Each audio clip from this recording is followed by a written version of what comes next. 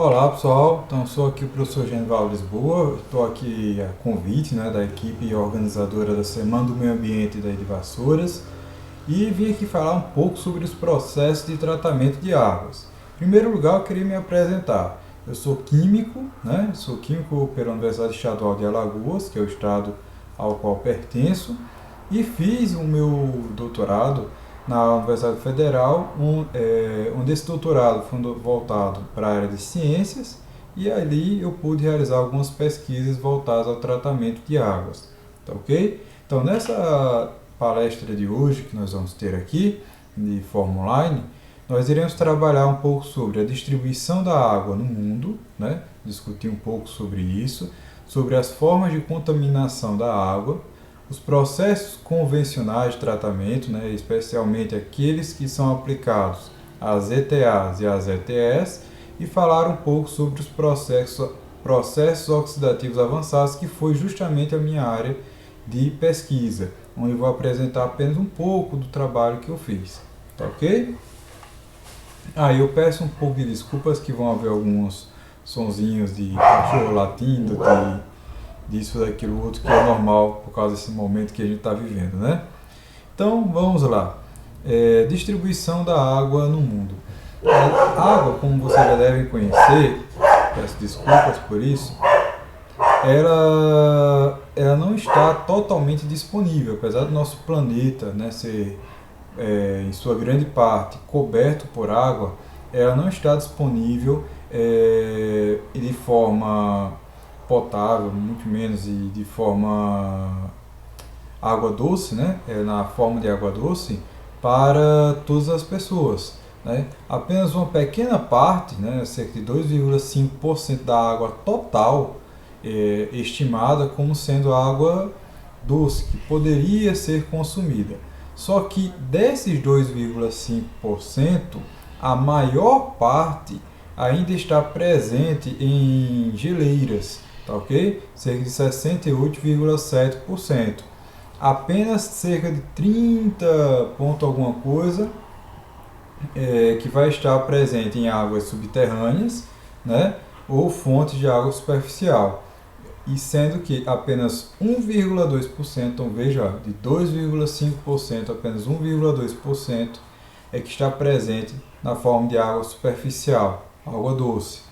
E desses 1,2%, nós ainda vamos ter uma pequena parte que estará realmente disponível, para nós na forma de lagos, rios, Esses aqui, no caso, seriam os pântanos, no caso já é uma água que nós não teríamos tanto acesso, especialmente para a questão de potabilidade. Aqui é a água que está presente nos seres vivos, misturada no solo e na atmosfera. Então veja que, apesar de existir muita água, nem toda essa água está diretamente disponível para nosso consumo. E aí, para piorar essa situação, surgem diversas formas de contaminação. Tá ok? Aqui eu elenquei 5 formas de contaminação da água, que são a biológica, química, térmica, sedimentar e radioativa. Essas aqui são muito comuns, assim como a sedimentar, tá ok?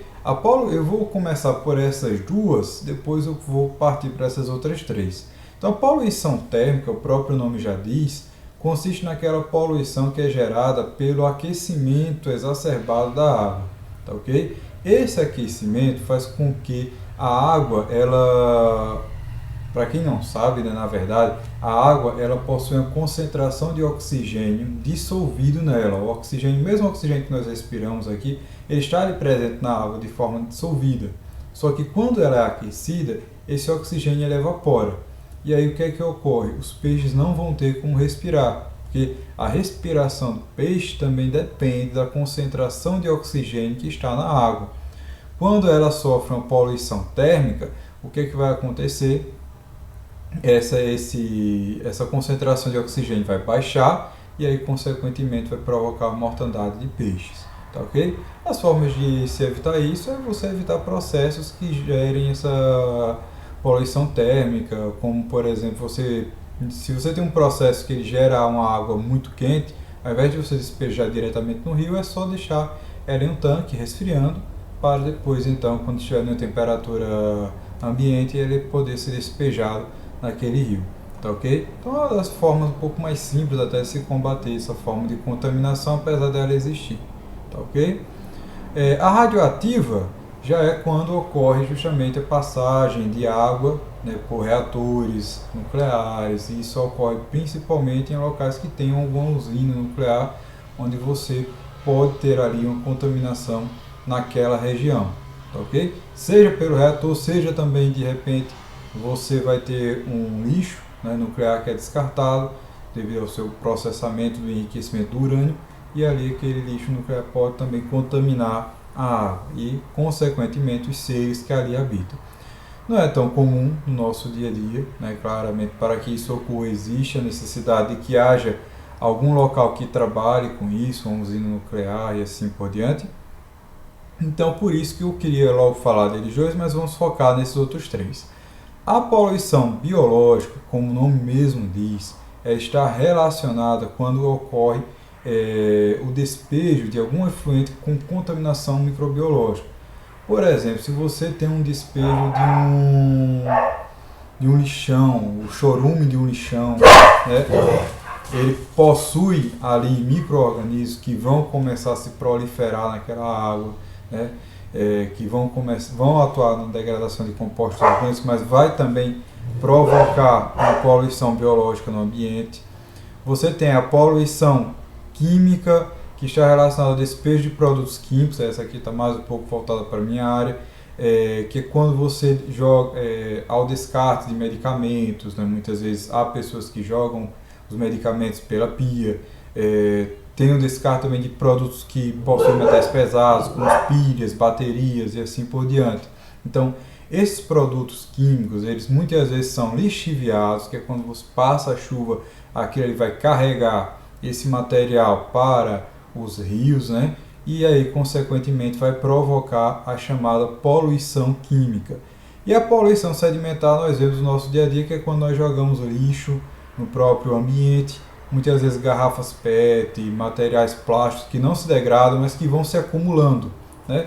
Vão gerando sedimentos, e isso vai provocando a poluição daquele ambiente. Então, se nós pensarmos na quantidade de água que nós temos disponível, que é bem pequena, né, especialmente água doce, e se pensarmos na quantidade de poluição que muitos efluentes estão sofrendo, então nós já podemos observar uma grande problemática aí e a necessidade de se atuar nessa problemática.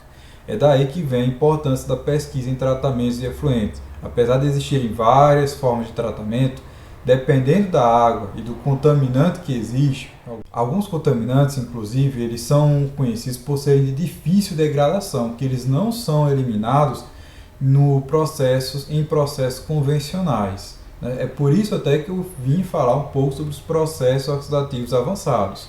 Então, devido à ineficácia dos processos convencionais na degradação de algumas substâncias, até corantes, alguns hormônios, muitas vezes algumas pessoas que fazem tratamento hormonal, aí descarta algum pequeno resíduo que vai contaminar aquele ambiente, ok? Então, essas pequenas ações que às vezes as pessoas pensam que não tem tanto impacto, aí devido ao acúmulo, né, vai gerando uma poluição cada vez maior, e os processos convencionais não têm capacidade de eliminar essas substâncias, tá ok? Então, antes de falarmos um pouco dos processos oxidativos avançados, nós vamos falar sobre os processos convencionais. Normalmente, esses processos convencionais de tratamento, que aí estão relacionados às estações de tratamento de água, né, que são as ETAs, e as estações, com licença aqui na minha câmera, pronto, e as estações de tratamento de efluentes, que são as ETS, eles estão divididos em processos físicos, químicos e biológicos, tá ok? Nesse caso aqui da ETE, nós vamos ter principalmente processos físicos e processos químicos.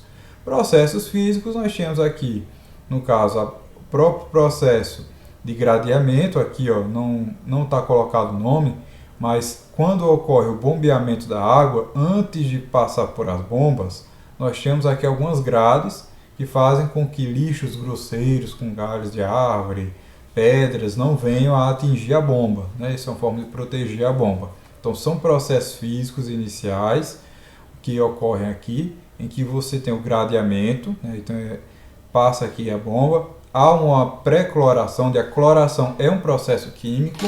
O objetivo da cloração, muitas pessoas às vezes criticam a presença do cloro, mas é importante que haja o chamado cloro residual na água que chega no abastecimento, porque isso é um indicativo de que aquela água está livre de contaminação microbiológica. E aí com isso ela vai poder ser consumida, tá ok? Se a água chega na sua residência sem cloro, aí isso é um risco, tá ok? É necessário que exista o cloro residual na água de abastecimento. Tá bem? Então ela passa por um processo de pré-cloração, por um processo de coagulação.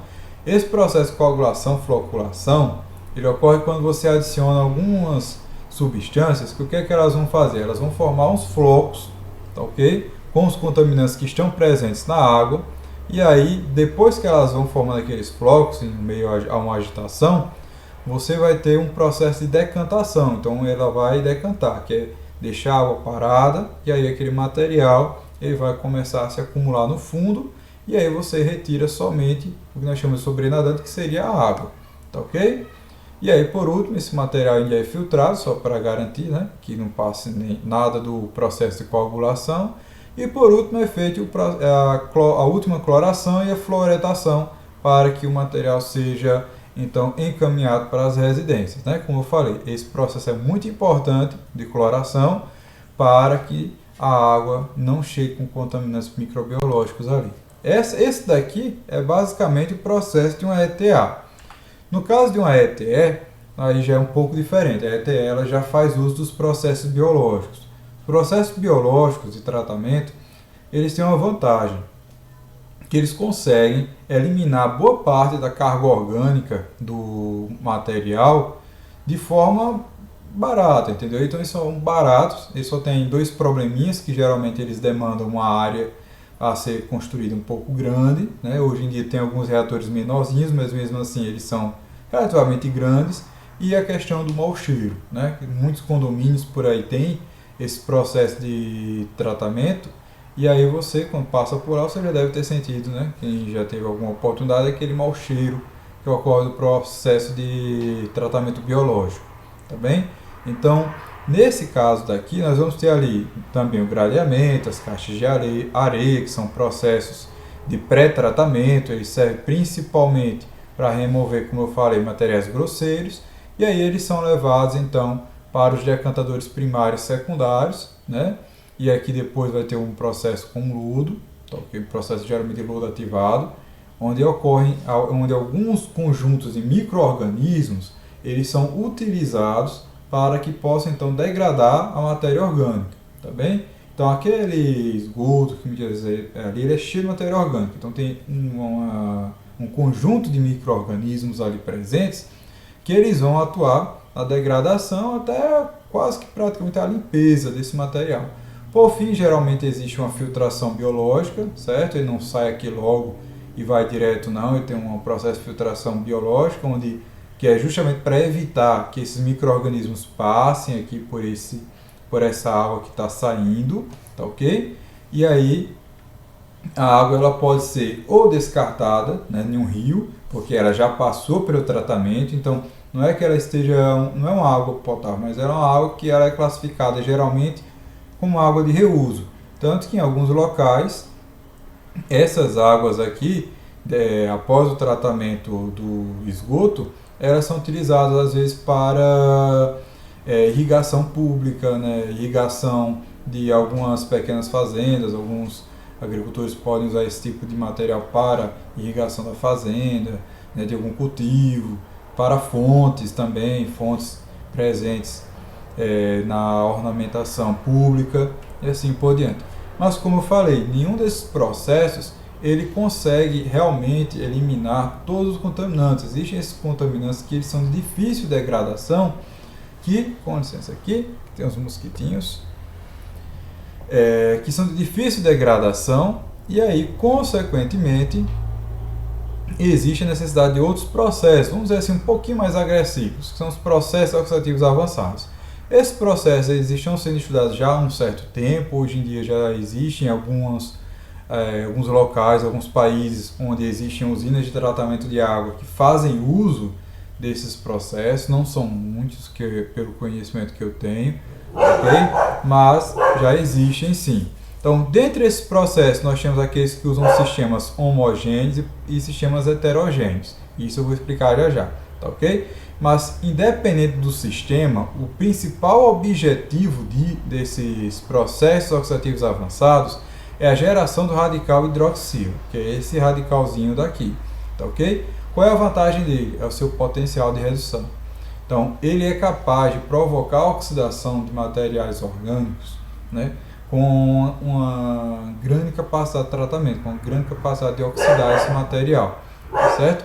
Ele só perde nesse potencial aqui para o flúor, né? Então, ele tem uma alta capacidade de degradar hormônios, de degradar corantes. A degradação de corantes ele é excelente, né?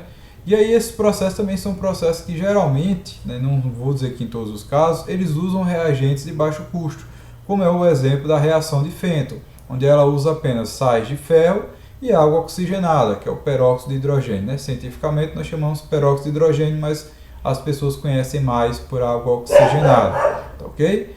Em outros casos ainda é utilizado a radiação solar como forma até de melhorar o processo Fenton. Mas como eu tinha dito, eu ia explicar o que são esses sistemas homogêneos e heterogêneos.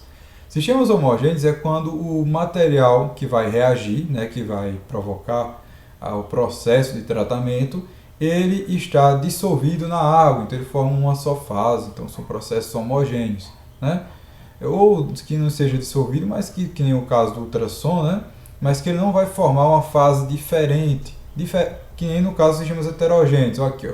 Os sistemas heterogêneos, geralmente aqui nós temos sistemas como os eletroquímicos, né? E os sistemas que usam dióxido de titânio. Sistemas de dióxido de titânio é porque ele usa o dióxido de titânio, ele é tipo como se fosse uma areiazinha, vamos assim chamar, uma pequena areia, que ela está impregnada em uma placa, e aí a água passa por cima dessa areia e aí ocorre a geração do radical hidroxilo, tá ok? Por algumas reações que eu não vou abordar porque não é o objetivo dessa palestra, é uma palestra mais introdutória.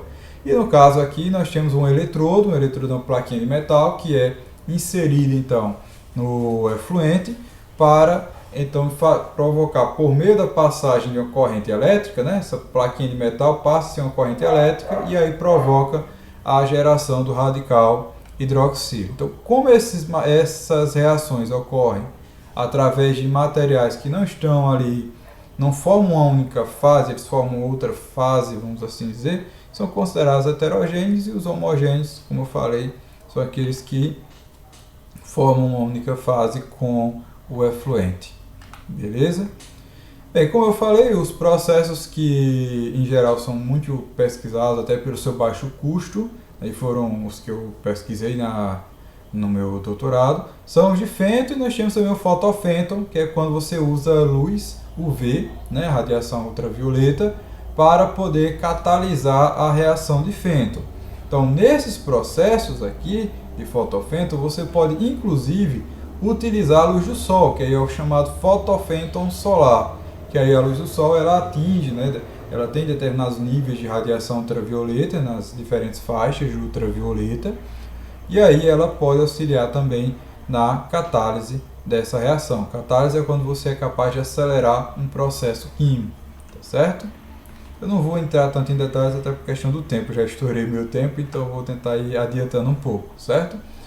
E para a gente fechar um pouquinho aqui nossa temática, um dos tratamentos que eu realizei foi justamente com a reação de Fenton, onde eu pesquisei, esse aqui é um riacho que corre ali, é um riacho urbano, também isso aqui na verdade é mais esgoto do que um riacho em si, lá é o chamado Riacho de Cruz das Almas, que fica em Maceió, isso aqui é quando ele está chegando próximo já da praia, tá ok? E aí eu fazia a coleta dessa água, e aqui está uma amostra dela, ó, ela é mais ou menos dessa cor, e aqui foi um caso em que eu apliquei a reação de Fenton, tá bem? Então, quando a reação de Fenton foi aplicada nessa água, olha a diferença dela no final do tratamento. Isso aqui é depois de 1 hora de tratamento. Certo? Isso aqui é um estudo de bancada, né? Claro, eu também fiz o estudo de um reator em fluxo, também consegui um bom resultado com esse processo de tratamento, e que é uma forma de demonstrar a elevada capacidade que esses processos oxidativos avançados têm de tratar efluentes. Inclusive é bom destacar que esses outros processos, muitos dos processos físicos e biológicos, eles têm também um costume de gerar uma grande quantidade de lodo, que é um problema muito grande. Eu observo que nesse caso sobrou apenas um pequeno resíduo aqui, que na verdade é um resíduo composto por ferro, e que inclusive estava para a gente dar uma estudada sobre a possibilidade de uso dele na agricultura, de reaproveitamento. E, infelizmente não deu tempo de fechar essa pesquisa no meu doutorado, mas eu iniciei já ela, né? Na época do doutorado. Eu iniciei, só não cheguei a concluir. Beleza? Então, pessoal, por hoje vai ser só isso daqui. Eu já estourei um pouco o meu tempo. Agradeço a todos, certo? Forte abraço e ademais, o que precisarem é só procurar a equipe aí da coordenação do evento, que eu estou à disposição. Beleza? Uma boa semana do meio ambiente para todos. Vamos então refletir um pouco sempre, e lembrando não só apenas do meio ambiente, mas lembrando um pouco também desta pandemia. Eu torço que todos estejam aí com saúde. Usem máscara, usem álcool em gel, lavem suas mãos, que com fé em Deus essa pandemia vai acabar. E forte abraço a todos. Valeu!